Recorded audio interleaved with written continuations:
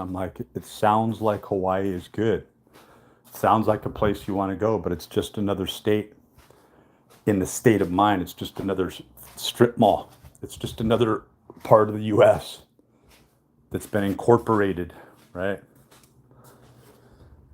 And, going along with the discussion prior to, my son just called and wanted to hear my voice, and he let me know he wants to leave there. He's only been there for 3 days, and he wants to leave there. See, he's been left, just as I suspected, in the hotel room so that everyone else could most likely spend his money on their trip, right? Where they got their houses. Trust me, I've wanted to turn their names in. It would be, and I have actually in the past with the fraud hotline.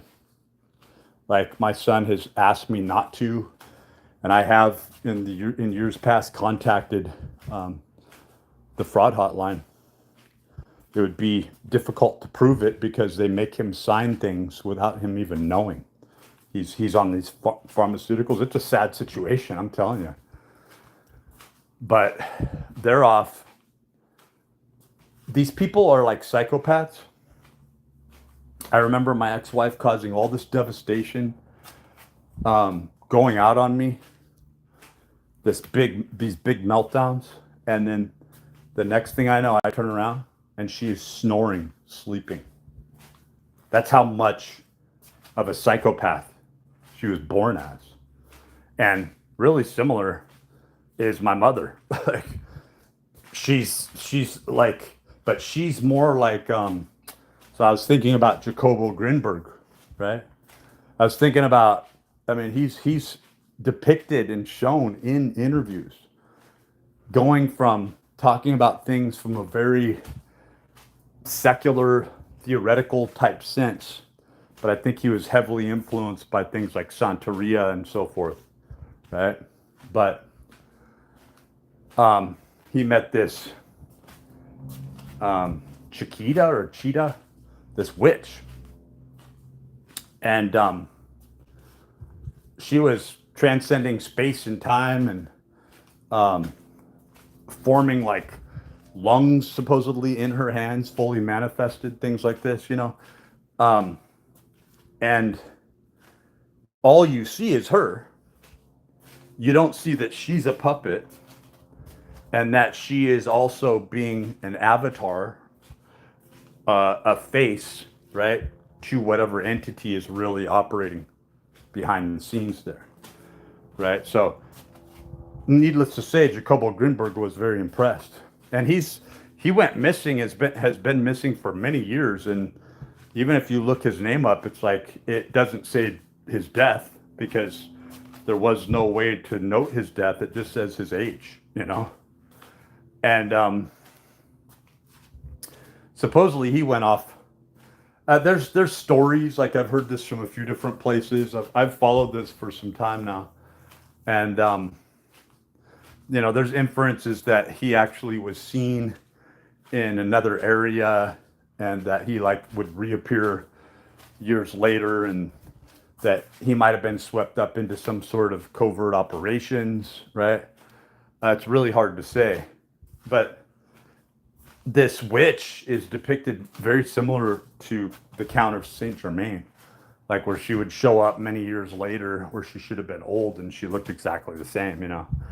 So people jump to these hypotheses, then they go down these rabbit holes like with the 𝕯𝖒𝖕𝖕𝖘, right? But on those islands, the totem represents animism, right? And animism isn't this, just like Wiccanism, Luciferianism, when they say that this is this worship or reverence of nature, it's not. It gets into some really murky areas because it's like it's not the donkey that you love petting that's in front of you that you see as this sort of, awesome, animal. Like I had this donkey that I really liked up in Sacramento that I used to go pet and stuff and feed for quite a while, actually. Enjoyed spending time around that guy. His name was Gilbert. And then all of a sudden one day, I guess he was adopted by a family or something like that who thought they could take better care of him. But they didn't treat their animals just like they don't treat their people very well up there. I mean, Sacramento means sacrament, right? And that land at Gibson Ranch was actually the same ranch that had been, technically it's Mexico, right? That was when California was Mexico, and that ranch has been set aside as that ranch for the last like 170 years, right? It's been operating as its own sort of sovereign little ranch, right? So it's a strange place. And it always seemed to be a place that was sort of mystically set aside, right? The birds loved going there, the migrating birds, the geese. You know, during certain times in the season, you'd see them come and go. It was really a cool. You'd see like cormorants, just all sorts of birds that you didn't expect to see there, right? Lots of wildlife. But when you look at this depiction of, you know, donkeys and pigs and so forth, and you think about animism, you wonder if consciousness isn't something that is stowable, and that in a sort of codified sort of way, from sort of like a default or hibernating sense, that an entire world couldn't be stored but left active in an animistic type of state, if that makes any sense, right? You can't really think in hard facts here, and the numbers don't produce hard facts. Like even our bodies we aren't all here, right? We aren't all here, all consciousness all at once, right? And even the experience, the totality that we see around us, that we draw on as ourselves, as experience, we're always having to reference back to the past and the future to garner one moment, right? And then where we're misled is that we get into this catharsis, this 𝕯𝖒𝖕𝖊𝖗 wheel, emotional feeling aspect of I'm present, I am here, right? But the truth is that we're always trying to be present, and we're always trying to be here. And that's why people who seem to be doing the best, that are making hundreds of millions of dollars, like Joe Rogan, you know, the only time he stopped doing sort of like DMT and other shit like that and started to take things serious is when he looked in the mirror, right? Because he's so superficial. If he stayed looking young and that money didn't rot him away and age him so rapidly, right? But I mean, you're looking at this out in the open. You're looking at people being cursed, those curses placed upon them. I personally think Joel Hansen, the power eater, right? I think he was actually cursed. I think that's how he lost the right side of his face, the control of the right side of his face. I think Justin Bieber was cursed. Spell worked against him. And I think that if you have health issues, need to understand that this internet of bodies, that the vaccinations, and that there's an occult aspect to all of this that is undeniable, but it's integrated into what we would call secular science, right? But it just doesn't make any sense. So, I mean, if you wanted to look into this further, you could look at Joseph Farrell and Catherine Austin Fitts, but they both seem like very odd characters to me as well. Like when you look at people who seem to have the answers, you wonder if they're not trying to, or very actively involved. Like they say one thing, you don't see any affiliations, but you know that in the darkness of night, they're, supplicating to another entity. You can see it on their face through their eccentricities, the ideations. And there's this movie called Alternate. It wasn't very good, from a few years back, but it's dealing with this mirror that this group of friends come across to take them into these alternate dimensions. And this one, they were each basically using it in a subversive way to cheat and to gain affluence in their own dimension.